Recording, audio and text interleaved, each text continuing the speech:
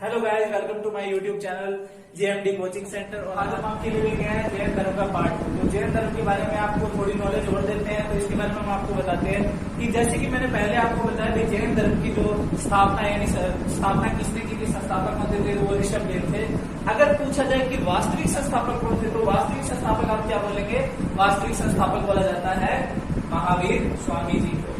तो अब इनके बारे में जानते हैं। इस वंश के अंदर कुल 24 तीर्थंकर आए थे, जिनमें ये 24वें तीर्थंकर माने जाते हैं, यानी अंतिम तीर्थंकर इन्हें कहा जाता है। तो इनके बारे में अगर हम ज्यादा पढ़े तो इनके बारे में जानेंगे कि इनका जो जन्म था वो हुआ था 540 ईसा पूर्व के करीब हुआ था इनका जन्म। और कहाँ हुआ था तो पूछा जाए तो हमने बोलेंगे कुंडग्राम के वैशाली में इनका जन्म हुआ था। अगर इनके पिता का नाम पूछा जाए तो इनके पिता का नाम हम बताएंगे कि इनके पिताजी का नाम था सिद्धार्थ। इनकी माता का नाम पूछा जाए तो हम बोलेंगे त्रिशला। अगर इनके पत्नी का नाम पूछा जाए तो हम बोलेंगे यशोधरा। अगर इनकी पुत्री का नाम पूछा जाए तो हम बोलेंगे प्रियदर्शनी। और अगर दामाद का नाम पूछा जाए तो हम बोलेंगे जमाली।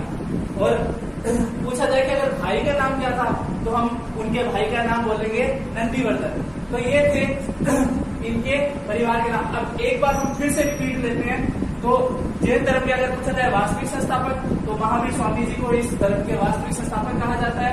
ये इस धर्म के 24वें तीर्थंकर या अंतिम तीर्थंकर भी इन्हें कहा जाता है। इनका जन्म 540 ईसा पूर्व कुंडग्राम वैशाली के अंदर हुआ था। इनके पिता का नाम सिद्धार्थ है, इनकी पत्नी का नाम यशोधरा है, इनकी माता का नाम त्रिशला है और इनकी पुत्री का नाम प्रियदर्शनी है। बात करें इनके दामाद की तो उनका नाम जमाली, और बात करें भाई की तो इनके भाई का नाम है नंदीवर्धन। अब बात करते हैं महावीर स्वामी जी के पिता। ये कुंडग्राम के ज्ञातिक वंश के राजा थे। ये क्या थे? ये कुंडग्राम के ज्ञातिक वंश के राजा थे। महावीर स्वामी जी के बचपन का नाम वर्धमान था। तो क्या नाम था महावीर जी के बचपन का नाम? तो महावीर जी के बचपन का नाम था वर्धमान। महावीर स्वामी जी के आध्यात्मिक जीवन की बात करते हैं। तो इनके आध्यात्मिक जीवन की बात करें तो इनके पिता की, जब ये 30 साल की उम्र में थे तब इनके माता पिता की मृत्यु हो जाने के कारण इन्होंने अपने भाई से नंदीवर्धन से आज्ञा लेकर सन्यासी जीवन को स्वीकार कर लिया। उसके बाद इन्होंने जब 12 वर्ष घोर तपस्या करने के बाद इन्हें ज्ञान की प्राप्ति होती है। कहाँ ज्ञान की प्राप्ति होती है? तो भाई ऋजुपालिका नदी के तट पर साल वृक्ष के नीचे तपस्या करते हुए ज्ञान की प्राप्ति हुई। और जो इन्हें ज्ञान की प्राप्ति हुई है उसे क्या कहा जाता है? उन्हें कैवल्य कहा जाता है। इन्होंने प्रथम उपदेश जो दिया था वो दिया था इन्होंने प्राकृत भाषा के अंदर। किस भाषा में दिया था? प्राकृत भाषा के अंदर उपदेश दिया। इनके प्रथम उपदेश जो किस जगह पर हुए थे? तो अगर जगह की बात की तो राजगिरी के अंदर पहला उपदेश हुआ इनका, और अंतिम उपदेश इनका पावापुरी के अंदर हुआ।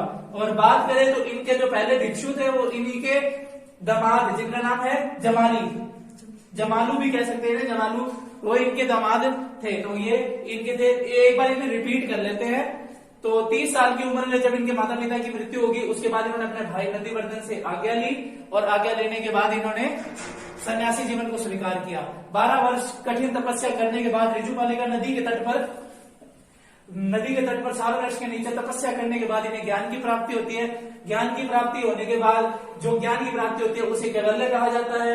उपदेश इनके प्राकृत भाषा के अंदर है। पहला उपदेश इन्होंने राजगिरी के अंदर दिया, और जबकि अंतिम उपदेश इन्होंने पावापुरी के अंदर दिया। और प्रथम इनके भिक्षु जो थे उनका नाम है जमालू, या अपने जो इनके दामाद थे।